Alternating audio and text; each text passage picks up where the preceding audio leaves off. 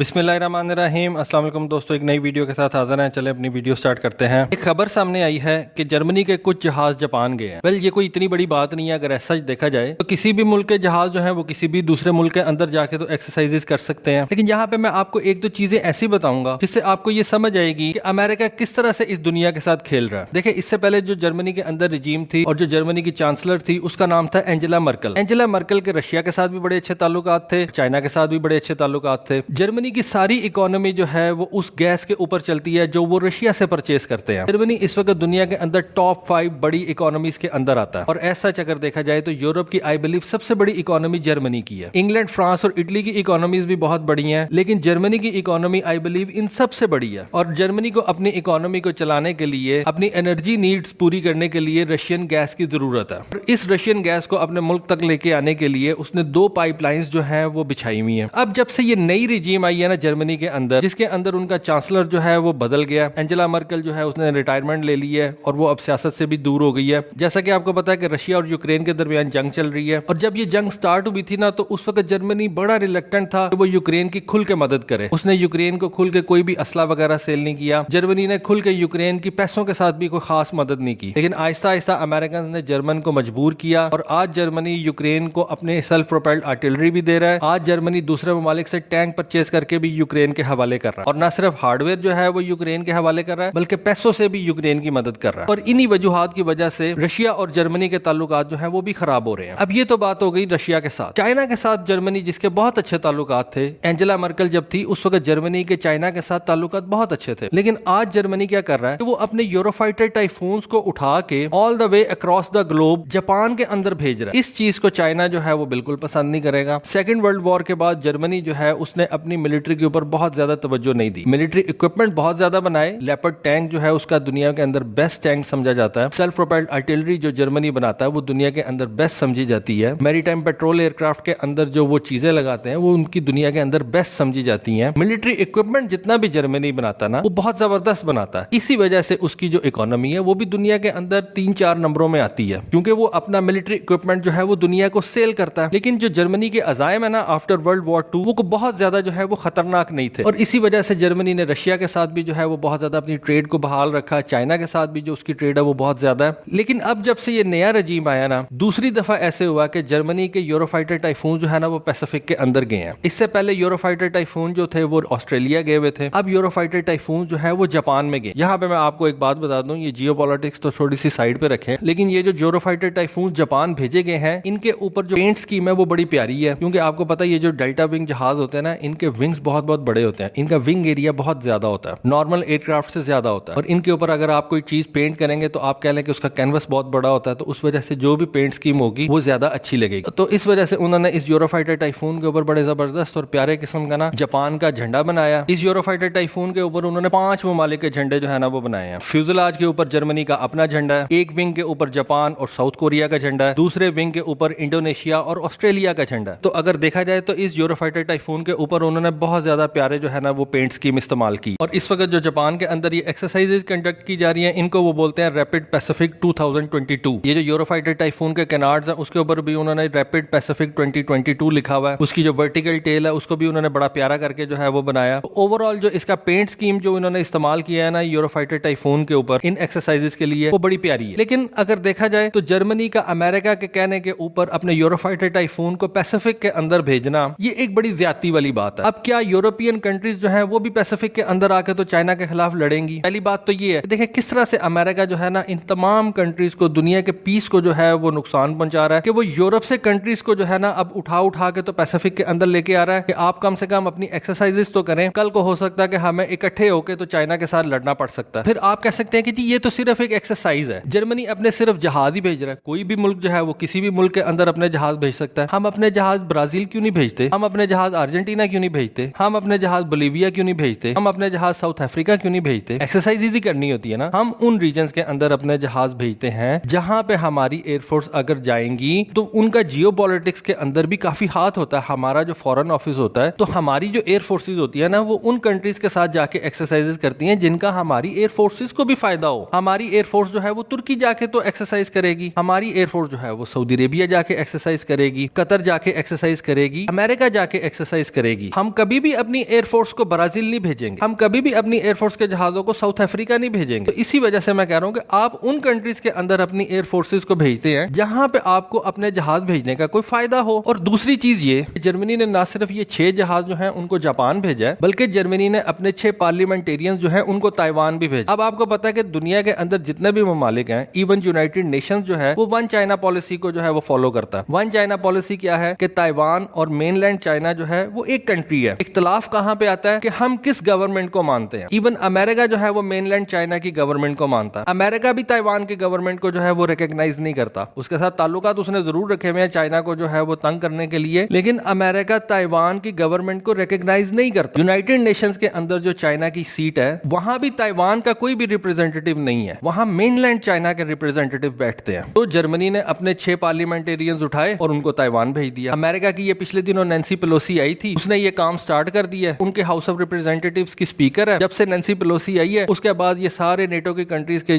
जो पार्लियामेंटेरियंस है ना, वो अब ताइवान जाना शुरू हो गए। तो चाइना इससे जो है वो ये मैसेज ले रहा है कि आप मेरे एरिया में आके ताइवान के लोगों से मिलते हो, आप मेरे एरिया में आके अपने यूरोफाइटर टाइफून्स लेके आते हो, तो आपका क्या मकसद है यहाँ पे आने का? क्या अगर कल को कोई स्किर्मिश होती है तो आप अमेरिका और ताइवान के साथ मिलके तो चाइना के ऊपर हमला कर देंगे? नेटवर्क समझा जाता है ना, वो इस वक्त जर्मनी के अंदर बिछा हुआ है। और आपको पता है वो किस कंपनी ने बिछाया? वो चाइना की हुआवे कंपनी ने बिछाया। इसीलिए मैं कहता हूं कि जब तक ये एंजेला मर्कल थी, चाइना और जर्मनी के जो ताल्लुकात थे वो बड़े जबरदस्त थे। जब से ये नया रिजीम आया जर्मनी के अंदर, वो अमेरिका के पीछे लग के तो उसने अपने चाइना के साथ ताल्लुकात जो है वो खराब कर लिए हैं। तो देखिए आगे आने वाले दिनों के अंदर ये चीजें किस तरफ को जाती हैं। तो दोस्तों ये थी आज की वीडियो, ये थी आज की इन्फॉर्मेशन। होपफुली आपको आज की वीडियो, आज की इन्फॉर्मेशन जो है वो पसंद आई होगी। कमेंट सेक्शन में अपनी राय से जरूर आगाह कीजिएगा। आज के लिए बस इतना ही। Thank you. Allah Hafiz.